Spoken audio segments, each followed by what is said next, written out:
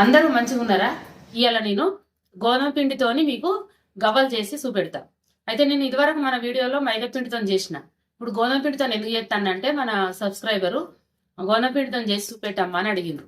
మన సబ్స్క్రైబర్ పేరు షేక్ ఏసియా పర్వీన్.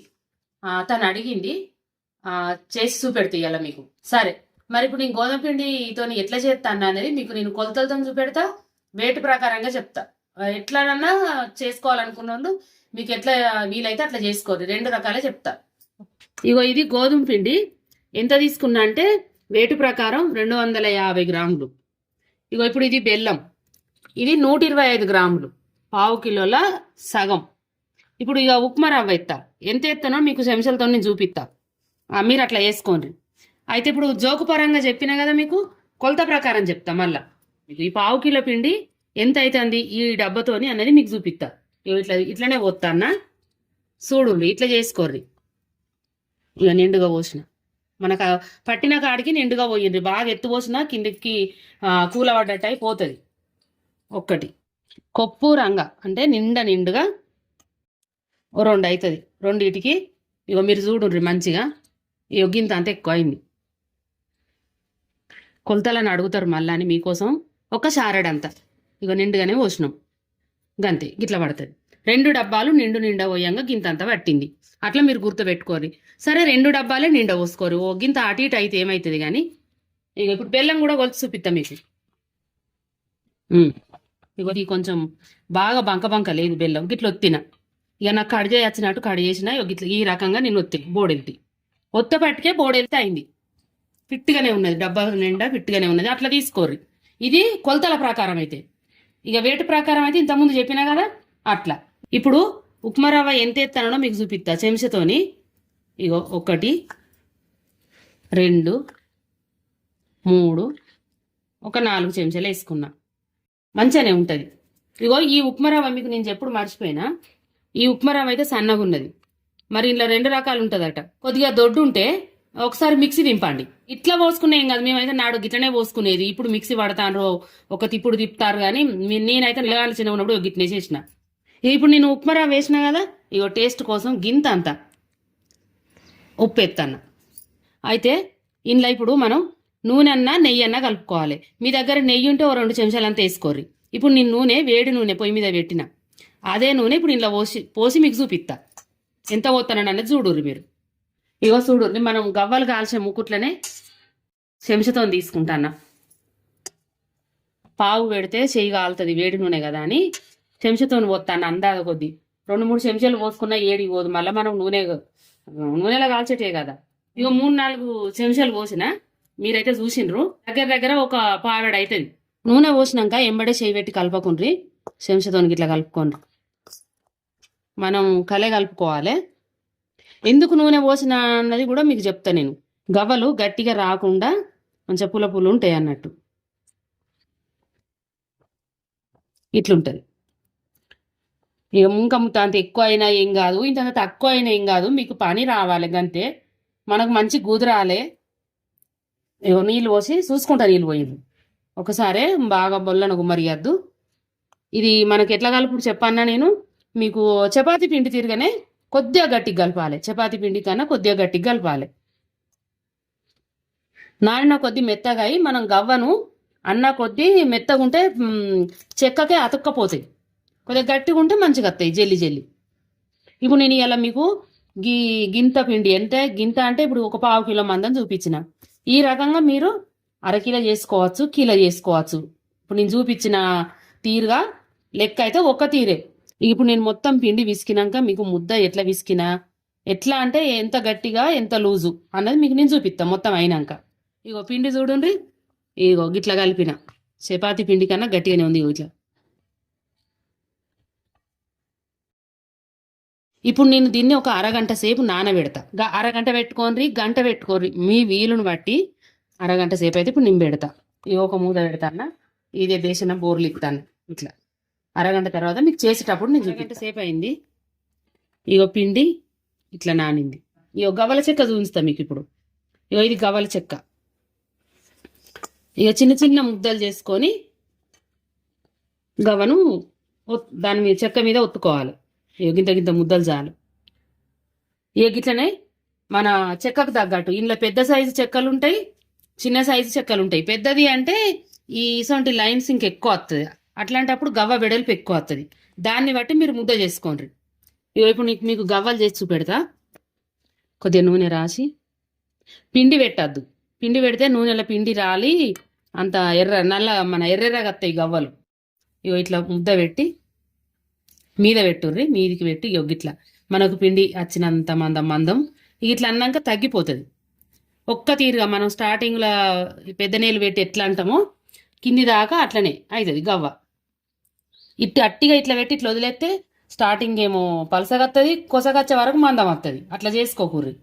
ఏం చేయాలంటే ముద్దలు చేసుకొని ఒకటేసారి ఉంచుకొని జల్లి ఇట్లా అనుకుంటే అయిపోతుంది. నూనె మీకు ఎన్నిసార్లు ఒక 5-6 గవ్వలు తయారైనాక నూనె రాసుకోండి.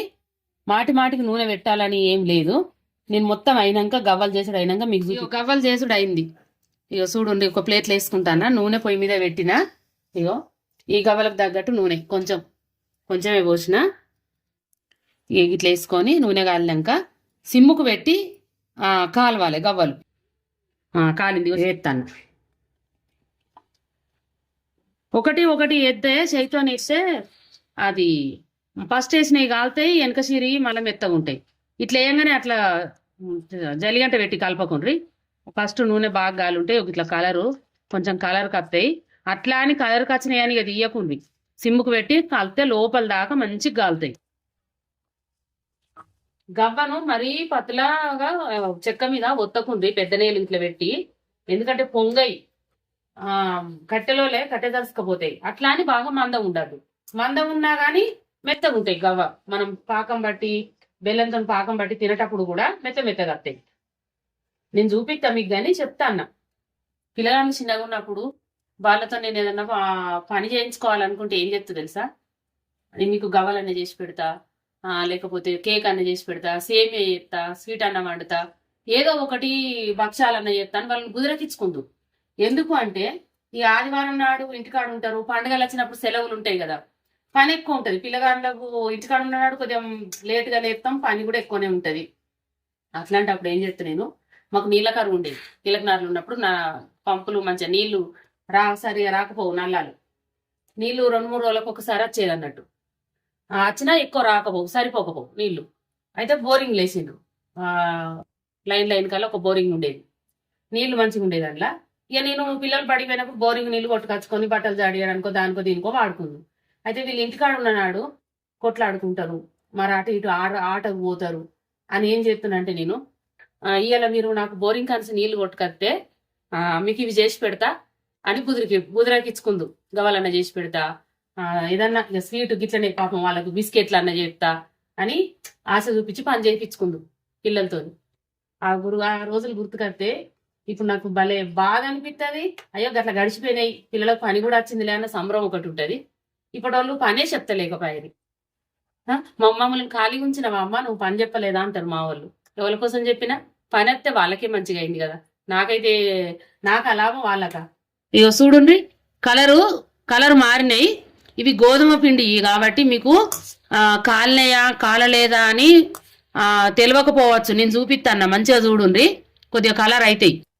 తర్వాత మీకు సుంచి కూడా చూపిస్తా, మాడనియద్దు, ఆగుతుంది. మనకు గవ్వ గాలిందంటే నూనెలా నిలబడతాయి, తెల్లగుండంగా తీయకుండ్రి. ఇక కలర్ మారినాయి. ఈ రకంగా గాలినాక తీసుకోండి. చల్లగా అయినాక సుంచి చూడాలి, వేడి మీద ఉంచకండి. వేడి మీద ఉంచితే మెత్తగా ఉంటుంది కొద్దిగా. ఇక గిట్లనే వాయనక వాయి అన్ని కాల్చుకున్నాక బెల్లం పాకం పట్టేటప్పుడు మీకు చూపెడతా.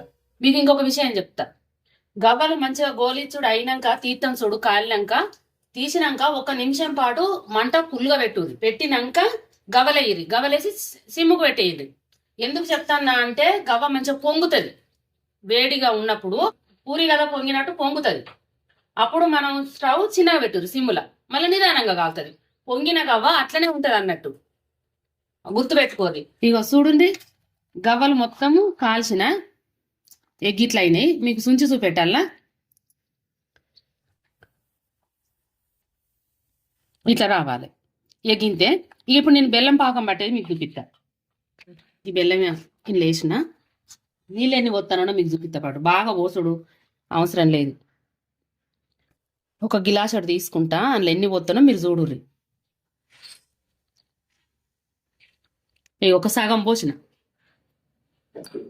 ఈ బెల్లం స్టవ్ మీద పెడతానా, కరిగియాలి కదా. బెల్లం కరిగింది. ఇప్పుడు నేను వడగొత్తా. కొద్దిగానే కదా ఛాయ చాలికి వడగొత్తాను. ఇదే ముకుడు మళ్ళా కడిగి దీంట్లోనే పాకం పడతా. ఇక వడగట్టిన బెల్లం ఇక ఇప్పుడు పాకానికి పొయ్యి మీద పెట్టిన. ఇప్పుడు పాకం పట్టుడు అన్నట్టు. ఇంతకుముందేమో మనం కరిగించుకున్నాం వడగొచ్చడానికి. స్టవ్ మిడిల్గా పెట్టుకోండి, అయ్యత్తు సిమ్మత్తు. బుడగలు వస్తుంది, ఇంకా మనకు పాకం రాలేదు. ఎట్లా చెప్తాంది ఆంటీ అని అనుకునేరు. నాకు తెలుస్తుంది, మీకు చెప్తాను. వచ్చేటప్పుడు మళ్ళీ మీకు చెప్తా, కానీ గిట్ల అత్తనే పాకం వచ్చింది అని అనుకోకూరు అని చెప్తాను. ఇప్పుడు ఒకసారి మళ్ళీ నీళ్ళు అలా చూపిత్త పాటుగా. రాలేదు అని చెప్పినా కదా. అగో ఎక్కడ వస్తుంది, రాలేదు. ఇట్లా చెక్ చేసుకోవాలి మనం, ఇచ్చుకపోతుంది అట్లా. ఇప్పుడు స్టవ్ సిమ్కి పెట్టినా. ముద్ద ఎట్లా పడుతుంది చూడండి. గట్టిగా బెల్లం కలర్తోని బెల్లం లాగానే పడ్డది. మనం జరుపుతా అంటే మనకు తెలుస్తుంది. ఇప్పుడు ఇది గట్టిగా తాకుతుంది నాకు. ఇంత ముందుదేమో వేరే తిరగ తాకింది, ఇప్పుడు ఇది వచ్చింది. ఇక ఇంకేంది గోలి లెక్క. ఇక చూడండి, పళ్ళానికి కూడా అతుకుతలేదు.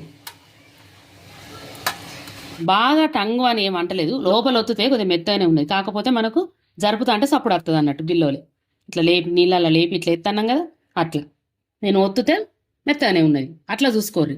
ఇక ఇప్పుడు నేను గవ్వలు ఎత్తానా. ఇంకా స్టవ్ అయితే బంద్ చేయలేదు. అయితే ఇంట్లో కొంతమంది ఏలకుల పొడి కూడా వేసుకుంటారు. నాకు అంతగా ఇష్టం ఉండదు, మా పిల్లలు కూడా అంత ఇష్టపడరు. నేను అప్పుడు చేసినట్టే ఇప్పుడు చేసి చూపిస్తాను. కేవలకన్నా ఏలకుల పొడి వేసుకోవాలంటే పాకం వేసుకోర్రి. అయితే ఇప్పుడు ఒక సిమ్ముల్నే మనం అప్పటి మీకు చెప్పినా కదా, పాకం రాగానే సిమ్ముకు పెట్టేసిన. ఇట్లా ఒక 5 నిమిషాలు ఇట్లా కలుపుకోండి. కలుపుకున్నాక బంద్ చేయండి.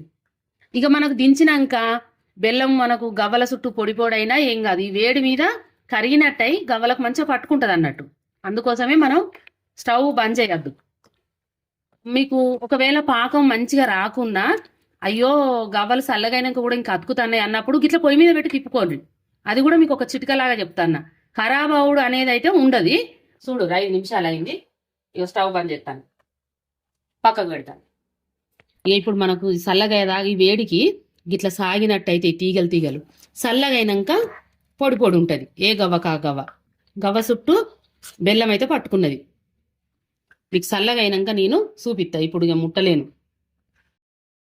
గవ్వలు చల్లగైనాక ఇట్లా ఒక్కొక్కటి విడదీసుకోండి, మంచిగా వస్తాయి.